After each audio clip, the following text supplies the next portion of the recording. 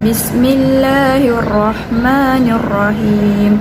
Lau anzalna hadzal Qur'ana ala jabalin la ra'aitahu khashi'an mutasaddian min khasyatillah wa tilkal amsalu nadribuha linnasi la'allahum yatafakkarun.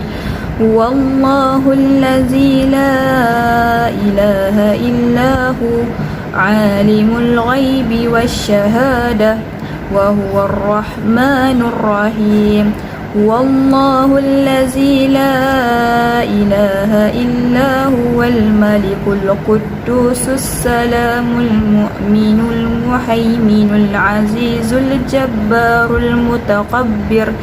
Subhanallahi amma yushrikun.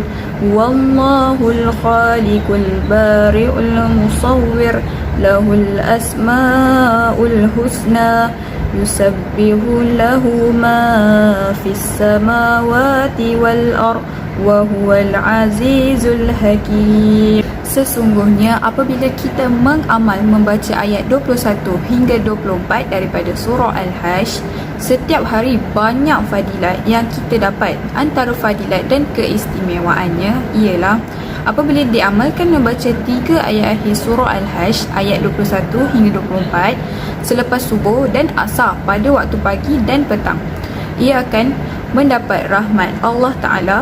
Yang kedua, Allah Ta'ala menyeru para malaikat agar sentiasa berselawat kepadanya. Yang ketiga, jika meninggal dunia pada hari itu, dia diumpama mati syahid. Yang terakhir, dipermudahkan memasuki syurga selepas meninggal dunia kelak.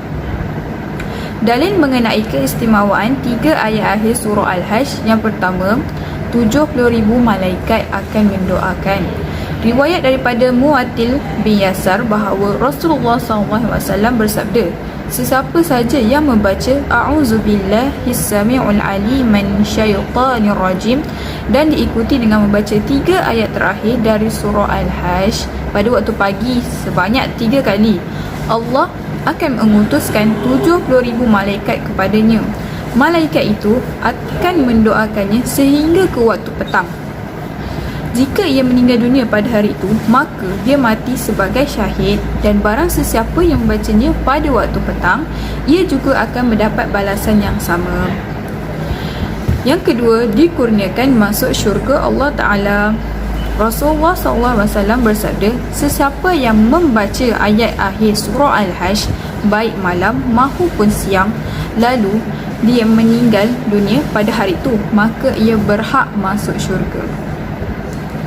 Yang ketiga, meninggal dalam keadaan mati syahid.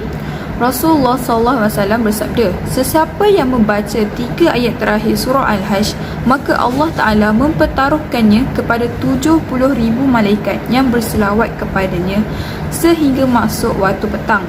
Apabila dia meninggal pada hari itu, ia meninggal sebagai seorang syahid, dan sesiapa membaca di waktu petang adalah dia di tempat yang telah diterangkan itu. Walaupun hadis di atas dianggap lemah, tapi kita boleh meyakini dan mengamalkannya dengan berkat Asma'ul Husna yang mengandung di dalamnya dan tujuan beramal dengan kalamullah.